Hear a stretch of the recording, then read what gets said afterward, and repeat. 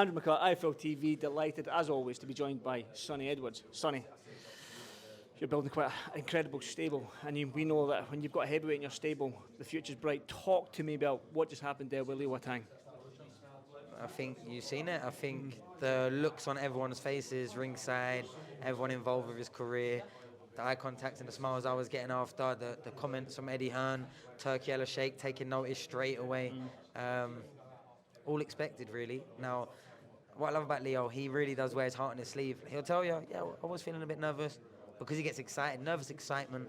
And what I loved about that more than anything, okay, he got a first round knockout, okay, he sold loads of tickets, okay, he's really popular, really powerful, and showed that he can box as well as all of that.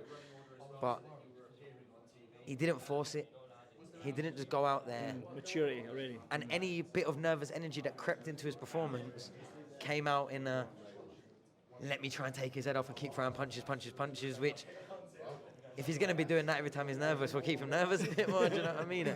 But it's so refreshing to walk around and spend time with someone that doesn't have to feel like they have to be this person to be here. He's one of the nicest kids you'll spend time with. Some fight weeks, because of the teams, etc., more enjoyable than others, and it's been a fantastic week for the 18-year-old. He opened up the rebrand, stood next to his boxing idol and Anthony Joshua, Frank Bruno, a legend of the past, his promoter Eddie Hearn, and they're telling everyone, look, this is the future of matchroom boxing, pointing at Leo, this is the future of matchroom boxing. So he's in the best place in the world, but it's on us to make sure he creates the hype, he don't believe it. What I love about Leo is he applies himself properly. He really does. And that little bit of nervousness and that little bit of maybe, I don't use this word as a damning word, but we have all got it. That little bit of maybe insecurity, that leads to fighters eating every meal right, listening to the experts around them, taking advice from the corner straight away, preparing for a fight, not missing sessions. It gives you that. So I think, look, he knows he enjoys it. He knows he loves his sport. He knows he's not doing anything else. It's just, like I said, it's a pleasure to be around, and I cannot wait just to see it growing and growing. But he's only, what month are we in now? July. He turned 18 in February. So he's 4 months into being 18. The man's... I do want to talk about the meeting that Joshua and Bruno on Tuesday night there. However, I want to talk about the fight itself. Now, Tony, you're a boxing man. Like, when it comes to the intricacies of the sport, you know it. Now, when we watch heavyweight boxing, we know that heavyweights that go at the body is very limited. I mean, Dave Allen, Ajit Kabayao, they go at the body quite a lot, but it's not really known in the heavyweight division. They like to headhunt. Leo Atang tonight was targeting that body, and that sort of like right hand dip over to the left. It was a beautiful shot. Talking about the shot selection. He probably didn't even throw a straight right hand. He was going up and over, which was good. And then it's the moment that it weren't getting the success, we called from the corner, Ash called from the corner, bring it up through the middle. He threw it straight away and then dropped down to the body. The beauty about Leo, look, he's 18 now, he's 103, 104 kilos, he's 6'4", 6'5", 18 years old. But he started boxing when he was lighter than the weight that I am right now. He was boxing at 50, 55 kilos. So what he managed to do is get his body able and used to moving around the boxing ring like a 14, 13-year-old, 50-kilo person. But he's just kept growing to the point of within the space of 4 or 5 years, he's doubled in weight, and he can still control his body, especially when he's up against another heavyweight, in a much more efficient, a much more controlled, a much more calculated manner, and that's just the start. I can't wait to really, keep working with Leo, keep working with Ash and the rest of the team, and just see him go from strength to strength. When we say the next age year, right, it's a lot of pressure. We're not saying the next age years and the accomplishments and that. We're talking about somebody that's going to transcend the sport, somebody that's going to carry the heavyweight division. Now, are we right in saying that Leo Atang is the next AJ in that sense? Well, he's the same archetype, same weight division, same sort of attitude of outside, I think. They're very approachable, they'll want to have a conversation, they're very people-orientated, and I think you can see physically very impressive, both like they've won the genetic lottery twice. Could you imagine finding me and you. Yeah, you know what I mean? You know how different my life would be. I wouldn't still be working. I'd be, but in all seriousness, he's got all the tools that he needs, and he's, for me, the right person for the job. And what I said to him, anytime, any sort of, everyone's saying all this stuff about me, what do you reckon? Do you think they're a bit too excited? So that's the sort of thought process of a young 18 that's Leo, if you're not the one for the job, blame me, blame Anto, blame Eddie, blame everyone involved in putting you in there.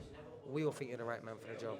And I think it just relaxed him a little bit, because you can only go there, do your best. You prepare the best you can and fight the best you can. If it's enough, it's enough. Eddie's excited.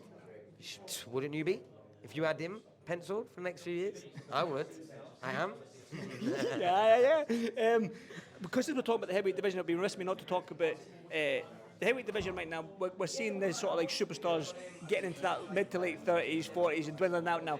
Tyson Fury's announced his return.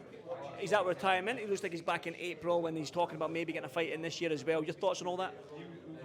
My genuine thoughts, Andy, if it's not Leo Atang, Derek Osadler, or Deji Adegbola in the heavyweight division, I don't really care.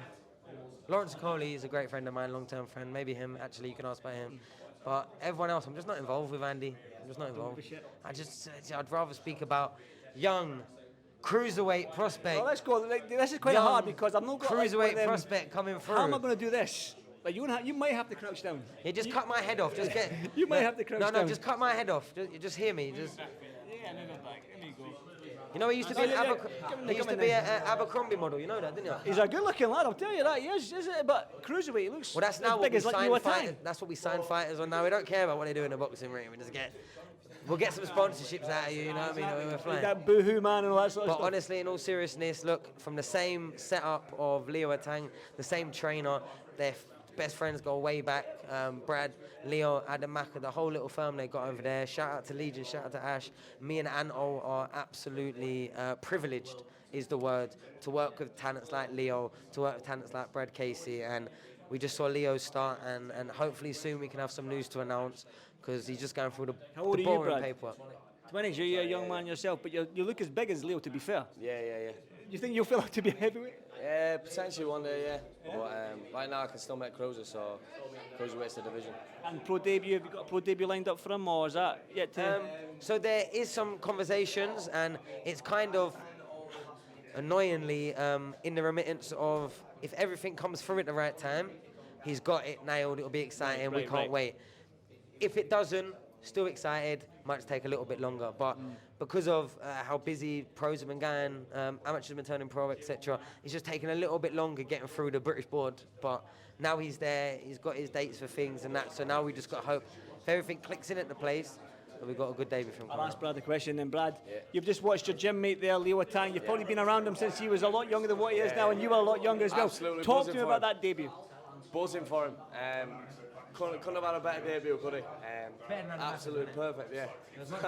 A lot better than Adam Mackey. Pressure on you then. That's it, exactly. Pressure on you. Sonny, there's pressure on him then. Yeah. He needs to knock him out in the first minute of the first round. I reckon he'll definitely fall in somewhere in between Leo and Adam. Definitely. Maybe better than the both. No pressure, Brad. You hear that? No pressure yet. Yeah. Like, listen, the cruiserweight division's a good division. We've got Pat Brown there. It looks like he just got the stoppage win. Yeah. Another good, tasty cruiserweight. I mean, the big boys are having fun right now, and the cruiserweight and heavyweight division seems to be where it's at right now. It's a big division, isn't it? It's talent all over.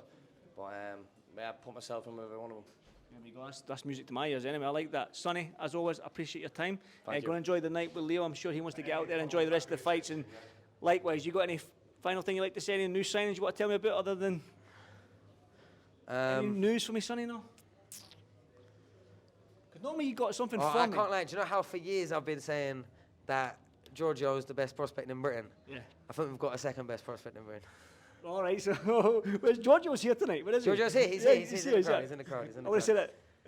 We're actually banned from mentioning his name in phone calls with Leo. Yeah? Long story. Okay. Listen, we won't go there then. Listen, Sonny, enjoy the rest of the evening. Everybody, well done, and I'll catch you all on the next one. Cheers, Sonny. Cheers, Brad.